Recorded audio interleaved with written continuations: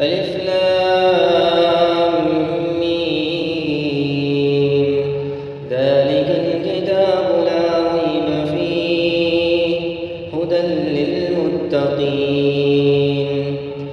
الذين يؤمنون بالغيب ويقيمون الصلاة ومما رزقناهم ينفقون والذين يؤمنون بما أنزل إليك وما أنزل من قبلك وبالآخرة هم يوقنون أولئك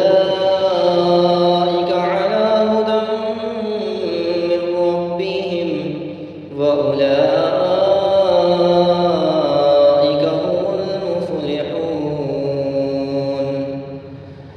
إن الذين كفروا سواء عليهم